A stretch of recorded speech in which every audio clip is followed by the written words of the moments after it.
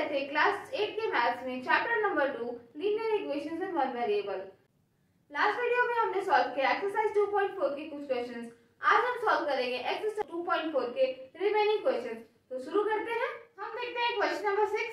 Question है there is a narrow rectangular plot reserved for a school in Mamuli village. एक गांव है जिसमें एक पतला सा रेक्टेंगुलर प्लॉट है। पतला यानी कि ब्रेथ कम होगा, लेंथ काफी ज्यादा होगा। आगे the length and breadth of the plot are in the ratio 11:4।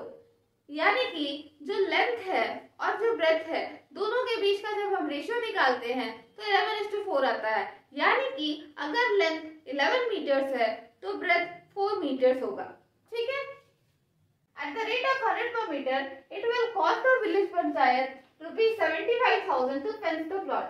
अब फेंसिंग करना, फेंस द प्लॉट का मतलब होता है बाउंड्री करना। बाउंड्री यानी कि हम एक कॉर्नर से स्टार्ट करेंगे और हम चारों कॉर्नर्स को कवर करते हुए उसी कॉर्नर पे पहुंचेंगे तो हमारा क्या कवर होगा? हमारा कवर हो जाएगा पेरीमीटर।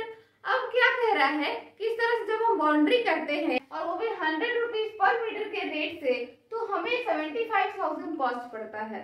इससे हम पेरीमीटर का अंदाजा लगा सकते हैं ये कितना होगा। आगे What is the dimensions of the plot? हाँ, dimensions क्या होगा? हमारे पास क्या क्या है? हमारे पास है कि फेंसिंग का कॉस्ट कितना है, फेंसिंग का रेट कितना है, इससे हम निकाल सकते हैं कि पेरीमीटर कितना है। आगे हमारे पास रेशियो है लेंथ और ब्रेथ का, तो उस हिसाब से हम इसका लेंथ और ब्रेथ भी निकाल सकते हैं। तो हम सॉल्व करते हैं इसे। सबसे पहले मानते हैं let the length of plot. हम मानते हैं लेंथ ऑफ प्लॉट 11x है। ठीक है, 11 आया है वो रेशियो से 11:4 का ratio. Breadth of plot, breadth कितना होगा? 11:4 का रेशियो है। लेंथ 11x है तो ब्रेथ 4x होगा। ठीक है। आगे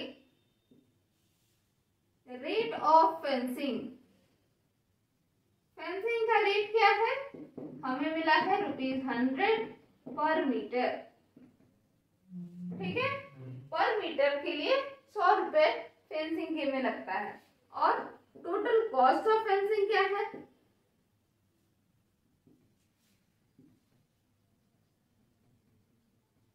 टोटल कॉस्ट ऑफ फेंसिंग है ₹75,000। ठीक है। अब टोटल कॉस्ट ऑफ फेंसिंग का दिया हुआ है, कॉस्ट ऑफ फेंसिंग दिया हुआ है, हम फेंसिंग में कवर करेंगे पेरीमीटर, तो हम लिखेंगे देयरफॉर पेरीमीटर ऑफ प्लॉट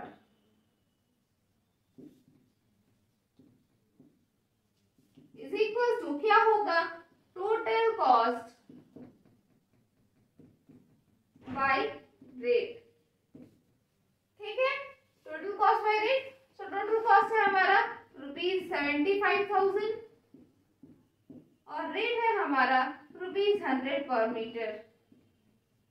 ठीक है। सो क्या हो जाएगा? 20 cancel, so this will be equal to 750 metres. हमारे पास पेरीमीटर आ गया 750 मीटर्स। ठीक है, ये अकॉर्डिंग टू क्वेश्चन हो गया। अब हम निकालते हैं इन दोनों के हिसाब से पेरीमीटर। Perimeter of plot. ठीक है, प्लॉट का पेरीमीटर क्या है हमारे हिसाब से? This will B 2 into length plus breadth, so this will be equal to 2 into 11x plus 4x, so this will be equal to 2 multiplied by 15x, यानी कि हो गया 30x। पेरीमीटर हमारा निकला 30x, लेकिन हमारा पेरीमीटर कितना निकला था? 750 metre. So therefore 30x is equal to 750 metre. ठीक है, दोनों ही तो पेरीमीटर ही है और हम लोग एक ही प्लॉट का बात कर रहे हैं, तो 30x is equal to 750। Now 30x by 30 is equals to 750 by 30। Reason दे देंगे, dividing both sides by 30। दोनों साइड्स को हमने 30 से डिवाइड किया, 30 30 कैंसिल, ये 0 0 कैंसिल, 3 से ये 25 टाइम्स में कैंसिल, देयरफॉर x का वैल्यू हमारे पास आ गया 25। ठीक है, अब हम इसे डायमेंशंस निकाल लेंगे। तो हम निकालते हैं therefore length of plot. Plot का लेंथ क्या है? 11x है। x का वैल्यू हमारे पास है 25 metres, so this will be equal to 275 metres. ठीक है, आगे breadth of plot. Breadth of plot कितना है? 4x है, यानी कि 4 मल्टीप्लाइड बाय 25 मीटर्स, यानी कि है हमारे पास 100 मीटर्स। ठीक है, अब हम देखते हैं नेक्स्ट क्वेश्चन। हम देखते हैं क्वेश्चन नंबर 7। क्वेश्चन है Hasan buys 2 kinds of cloth materials for school uniforms. Hasan जो है वो 2 तरह के कपड़े खरीदता है स्कूल यूनिफॉर्म्स के लिए। पहला क्या है? Shirt material that cost him 50 पर मीटर। पहला शर्ट मटेरियल है जो कि उसे 50 रुपए पर मीटर के हिसाब से पड़ता है। And trouser material that cost ₹90 पर मीटर। और दूसरा क्या खरीदता है? वो ट्राउजर मटेरियल खरीदता है जो कि उसे ₹90 पर मीटर पड़ता है। अब क्या कहा जा रहा है? For every 3 metre of the shirt material he buys 2 metre of trouser material. यानी कि अगर वो 3 मीटर शर्ट मटेरियल के लिए कपड़े खरीदता है तो 2 मीटर ट्राउजर मटेरियल के लिए कपड़े खरीदता है। यहाँ पर क्या दिया हुआ है? यहाँ पर हमें रेशियो दिया हुआ है कि शर्ट मटेरियल इस टू ट्राउजर मटेरियल है 3 मीटर इस टू 2 मीटर, यानी कि 3:2 रेशियो में। ठीक है, शर्ट मटेरियल के लिए जब 3 मीटर कपड़े खरीदे जा रहे हैं, ट्राउजर मटेरियल के लिए 2 मीटर खरीदे जा रहे हैं। ठीक है, आगे क्या कहा जा रहा है? He sells the materials at 12% and 10% profit respectively। यानी कि जो शर्ट मटेरियल है वो 12% प्रॉफिट पे वो बेचता है और जो ट्राउजर मटेरियल है उसे वो 10% प्रॉफिट पे बेचता है। His total sale is ₹36,600। और इस तरह से सेल करने के बाद उसके पास जो टोटल सेल हुआ वो ₹36,600 का हुआ। अब हमसे पूछ लिया गया है कि how much trouser material did he buy. उसने ट्राउजर मटेरियल कितना खरीदा था। ठीक है, सो यहाँ पर बहुत सारे स्टेप्स में क्वेश्चन है, हम एक एक करके डिस्कस करते जाते हैं और सॉल्व करते जाते हैं। तो सबसे पहले हम मानते हैं let the length of shirt material. हम मानते हैं जो शर्ट मटेरियल का लेंथ है वो है 3x मीटर्स। ठीक है, हम मान रहे हैं कि शर्ट मटेरियल का जो लेंथ उसने खरीदा है वो 3x मीटर्स है। 3x क्यों ले रहे हैं? क्योंकि जब वो 3 मीटर का शर्ट मटेरियल खरीद रहा है तो 2 मीटर का ट्राउजर मटेरियल खरीद रहा है, यानी कि 3:2 वाला रेशियो हम मेंटेन करने के लिए यहाँ पर 3x ले रहे हैं। ठीक है, तो लेंथ ऑफ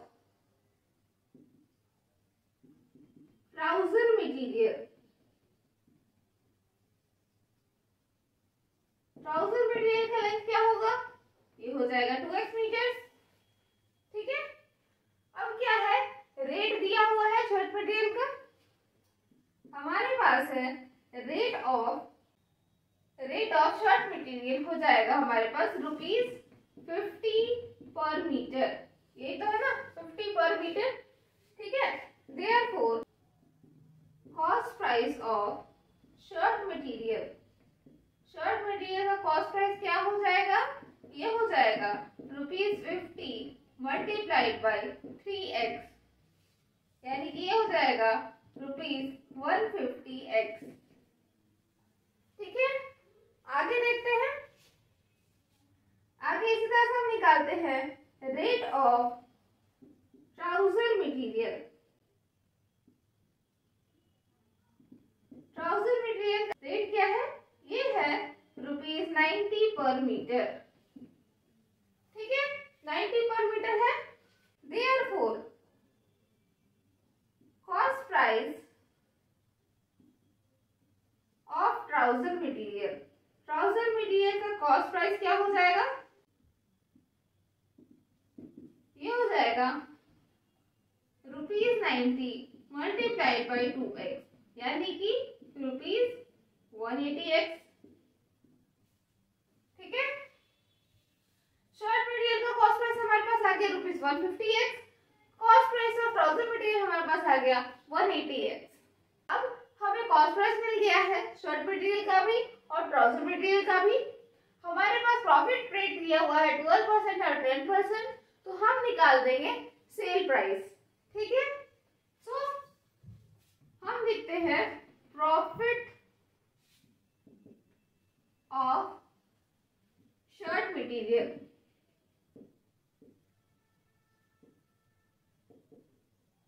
शर्ट मटेरियल का प्रॉफिट कितना है? 12% है। ठीक है, so sale price of shirt material कितना हो जाएगा? हम लगाएंगे एसपी का फॉर्मूला, क्या होता है 100 plus gain percent by 100 multiplied by cost price. ठीक है, ये फॉर्मूला पे हम पुट कर देंगे वैल्यू, तो ये हो जाएगा 100 प्लस 12 बाई 100 मल्टीप्लाइड बाई कितना आया था सीपी 150x, रुपीज 150x। ठीक है, so this will be 112 by 100 multiplied by rupees 150x।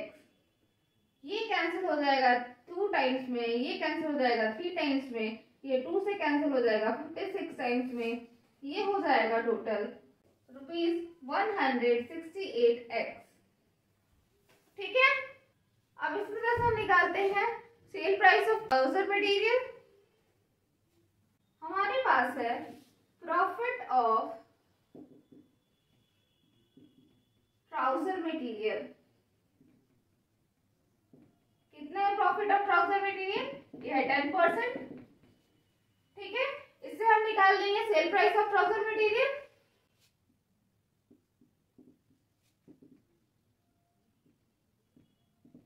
This will be equal to वही formula 100 plus gain percent by 100 multiplied by cost price. ठीक है, अब हमारे पास है गेन परसेंट 10%, तो ये हो जाएगा 100 plus 10 by 100 multiplied by cost price कितना था 180x, so this will be rupees 180x। ये हो गया 110 by 100 multiplied by rupees 180x। 10 cancel, this will be rupees 198x।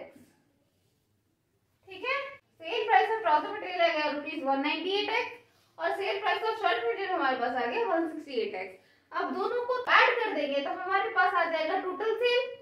ठीक है, सो हम निकाल दें total sale. Total sale is equal to कितना होगा 198x प्लस 168x। ऐसे लिखते हैं sale of shirt material plus sale of trouser material, दोनों मिला के हो जाएगा rupees 168x plus 198x। This will be equal to rupees 366x। ठीक है, अब अकॉर्डिंग टू क्वेश्चन हमारा क्या दिया हुआ है, total sale is rupees 36,600। So according to question हमारा टोटल सेल है रुपीज 36,600 का, यानी कि हमारे पास 366x इज इक्वल टू 36,600 होगा। ठीक है, क्योंकि टोटल सेल यहाँ पर भी 366x आया है और हमारे पास क्वेश्चन के हिसाब से टोटल सेल 36,600 दिया हुआ है, तो दोनों ही बराबर होगा। ये हो जाएगा 366x by 366 is equals to 36,600 by 366। ठीक है, रीजन लिख देंगे, डिवाइडिंग बोथ साइड बाय 366। दोनों साइड को हमने 366 से डिवाइड किया, ये 366 कैंसिल, ये 366 से कैंसिल हो जाएगा इससे 100 टाइम्स में, देयरफॉर हमारे पास x इज इक्वल टू 100 आ गया। ठीक है, अब इसी बेसिस पर हम निकालेंगे कि उसने कितना ट्राउजर मटेरियल परचेज किया था। सो हम लिखते हैं therefore length of trouser material is equals to 2x meters, यानी कि 2 multiplied by 100 meters, यानी कि उसने 200 मीटर्स लिया था। ट्राउजर मटेरियल उसने कितना लिया था? उसने 200 मीटर्स का ट्राउजर मटेरियल लिया था। ठीक है, अब हम देखते हैं नेक्स्ट क्वेश्चन। हम देखते हैं क्वेश्चन नंबर 8। क्वेश्चन है half of a herd of deer are grazing in the field. एक हर्ड है डियर का, हर्ड यानी कि झुंड कह सकते हो आप। तो एक झुंड है हिरन का जिसमें से आधे घास चर रहे हैं and 3/4 of the remaining are playing nearby. अब आधे तो घास चर रहे हैं, अब ये जो बाकी आधे हैं इसमें से 3/4 खेल रहे हैं आसपास में। बचे गए कितने? 1/4। ठीक है, the rest 9 are drinking water from the pond. अब जो बचे हैं उनका नंबर दिया हुआ है 9। ठीक है, 9 हिरन बचे हैं और वो पानी पी रहे हैं तालाब से। हमें पूछा गया है नंबर ऑफ डियर कितना है हर्ड में। ठीक है, तो हम देखते हैं आंसर इसका। हम मानते हैं let the number of deer in herd is equal to x। हम मानते हैं कि जो डियर है हर्ड में वो x है। ठीक है, अब इसमें से आधे तो घास चर रहे हैं। ठीक है, so number of deer grazing, कितने घास चर रहे हैं? This is equal to half multiplied by x। इतने घास चर रहे हैं तो रिमेनिंग कितने हुए?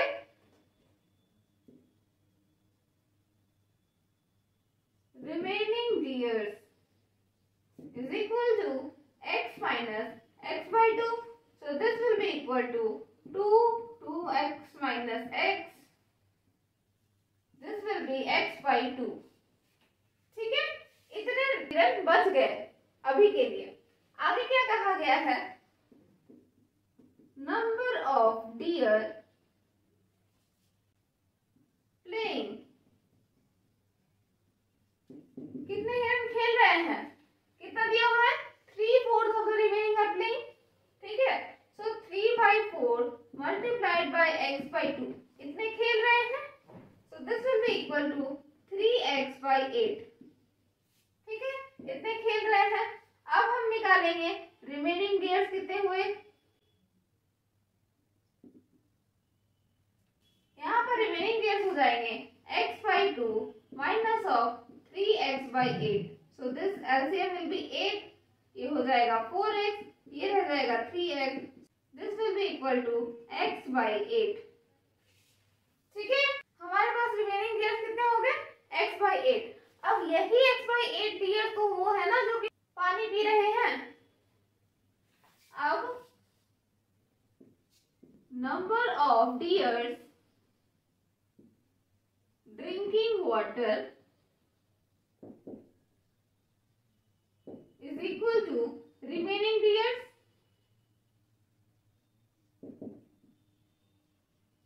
कितने बच गए हैं रिमेनिंग डियर्स में? x by 8। ठीक है, लेकिन हमारा क्वेश्चन क्या कह रहा है? हमारा क्वेश्चन कह रहा है कि नंबर ऑफ डियर जो पानी पी रहे हैं वो 9 है। ठीक है, हमारे क्वेश्चन के हिसाब से number of deers drinking water is equal to 9 है। ठीक है, सो x by 8 ये 9 के बराबर हो जाएगा। ठीक है, सो x by 8 will be equal to 9। अब हम क्या करेंगे? x by 8 multiplied by 8 is equal to 9 multiplied by 8। Reason दे देंगे multiplying both sides by 8।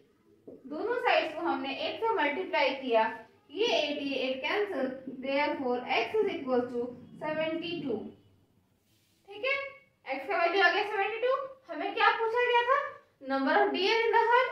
So therefore number of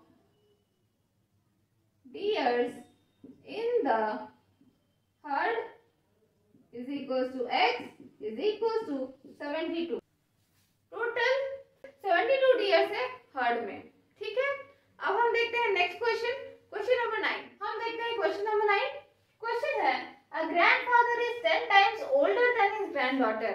एक ग्रैंडफादर और एक ग्रैंडडॉटर का बात हो रहा है। जो ग्रैंडफादर है वो 10 टाइम्स बड़े हैं अपनी ग्रैंडडॉटर से। He is also 54 years older than her. और वही ग्रैंडफादर अपनी ग्रैंडडॉटर से 54 इयर्स भी बड़े हैं। ठीक है, सो हमसे पूछ लिया गया है फाइंड देयर प्रेजेंट एजेस, उनका प्रेजेंट एज क्या है। ठीक है, सॉल्व करते हैं क्वेश्चन को। हम मानते हैं let the present age of granddaughter is x years. हम मानते हैं कि जो प्रेजेंट एज ऑफ ग्रैंडडॉटर है वो x इयर्स है। तो प्रेजेंट एज ऑफ ग्रैंडफादर कितना होगा? प्रेजेंट एज ऑफ ग्रैंडफादर ये हो जाएगा 10 टाइम्स हर प्रेजेंट एज। उसके प्रेजेंट एज का 10 टाइम्स है, क्योंकि यही तो दिया हुआ है ना क्वेश्चन में, 10 times older than his granddaughter. So this will be equal to 10 multiplied by x, यानी कि 10x। अब प्रेजेंट एज ऑफ ग्रैंडफादर हमें 10x मिल गया, प्रेजेंट एज ऑफ ग्रैंडडॉटर हमें x इयर्स मिल गया। दोनों के बीच का डिफरेंस निकाल लेंगे। डिफरेंस इन देयर एजेस, इनके एजेस में कितने का डिफरेंस है? 10x माइनस x, यानी कि टोटल 9x का डिफरेंस है। ठीक है, अब क्या कहा गया है? 54 इयर्स बड़े हैं। अकॉर्डिंग टू क्वेश्चन क्या है हमारे पास? Difference in their ages is 54 years. Difference in their ages is equal to 54 years है। ठीक है, अब इस हिसाब से 9x हो जाएगा 54 के इक्वल, क्योंकि उन्हीं दोनों के एज का डिफरेंस है। So this will be 9x is equal to 54 और 9x by 9 is equal to 54 by 9। Reason लिख देंगे, डिवाइडिंग बोथ साइड बाय 9। दोनों साइड्स को हमने 9 से डिवाइड किया, 9 9 कैंसिल, ये 54 से 9 6 टाइम्स में कैंसिल, यानी कि x का वैल्यू आ गया 6। ठीक है, 6 आ गया वैल्यू। अब इसीलिए प्रेजेंट एज ऑफ ग्रैंडडॉटर कितना होगा? ये हो जाएगा x इयर्स, यानी कि 6 इयर्स। ठीक है, ग्रैंडडॉटर का एज निकल गया 6 इयर्स। अब प्रेजेंट एज ऑफ ग्रैंडफादर कितना होगा? प्रेजेंट एज ऑफ ग्रैंडफादर हो जाएगा 10x इयर्स, यानी कि 10 मल्टीप्लाइड बाय 6 इयर्स, यानी कि 60 इयर्स। ग्रैंडडॉटर जो है वो 6 इयर्स की है और ग्रैंडफादर जो है वो 60 इयर्स के हैं। ठीक है, अब हम देखते हैं क्वेश्चन नंबर 10। हम देखते हैं क्वेश्चन नंबर 10। क्वेश्चन है अमन's age is 3 times his son age. Aman का जो अभी का एज है वो 3 गुना है उसके बेटे के एज से। 10 इयर्स अगो, 10 साल पहले का बात हो रहा है, तो 10 साल पहले अमन का एज भी 10 साल कम होगा और उसके बेटे का एज भी 10 साल कम होगा। He was 5 times his son's age. 10 साल पहले अमन का जो एज था वो 5 टाइम्स था उसके सन के एज से। अब पूछा जा रहा है फाइंड देयर प्रेजेंट एजेस, उनका प्रेजेंट एजेस क्या है। ठीक है, वैसा ही क्वेश्चन है, सॉल्व करते हैं इसको। हम मानते हैं let present age of Aman son is x years. हम मानते हैं अमन का जो बेटा है उसका प्रेजेंट एज x years है। Therefore, present age of Aman का प्रेजेंट एज कितना हो जाएगा? ये हो जाएगा 3 टाइम्स, ठीक है। सो 3 टाइम्स हिज सन्स एज, अपने बेटे से 3 गुना ज्यादा बड़ा है, तो 3 into x years, so this will be 3x years, ठीक है। वो आ जाएगा 10 साल पहले का बात है, तो 10 साल पहले अमन का एज कितना था, उसके बेटे का एज कितना था? अमन्स एज 10 years ago, 10 साल पहले उसका अमन का एज था 3x minus 10 years होगा, ठीक है। और his son's age 10 years ago कितना होगा? x minus 10 होगा, so this will be equal to x minus 10 years। अब क्या कहा गया है? कहा गया है हमें अकॉर्डिंग टू क्वेश्चन क्या है, 10 साल पहले he was 5 times son's age, यानी कि 10 साल पहले अमन का जो एज था, अमन एज 10 years ago, ये कितना था? ये था 5 times of his son's age 10 years ago। 10 साल पहले इसके सन का जो एज था उसका 5 गुना था अमन का एज 10 साल पहले। सो this will B 3x minus 10 is equal to 5 multiplied by x minus 10. So this will be 3x minus 10 is equal to 5x minus 50, ठीक है। अब आगे, अब ये हो जाएगा 5x minus 50 is equal to 3x minus 10. Reason, interchanging LHS and RHS, LHS और RHS को हमने आपस में इंटरचेंज किया। सो अब क्या हो जाएगा? 5x minus 3x is equals to minus 10 plus 50. Reason, transposing 3x and 50 to LHS and RHS respectively, ठीक है। 3x को हम लाए हैं लेफ्ट हैंड साइड पे, 50 को हम ले गए हैं राइट हैंड साइड पे, सो ये हो जाएगा 2x is equals to 40। अब ये हो जाएगा 2x by 2 is equals to 40 by 2, ये 2 ये 2 कैंसिल, ये हो जाएगा 20। रीजन है इसका, डिवाइडिंग बोथ साइड्स बाय 2, दोनों साइड्स को हमने 2 से डिवाइड किया है, देयरफॉर x का वैल्यू हमें मिल गया 20, ठीक है। अब हमें x मिल गया 20, तो हम इसकी मदद से अभी का प्रेजेंट एज निकाल लेंगे इनका। Therefore अमन्स present as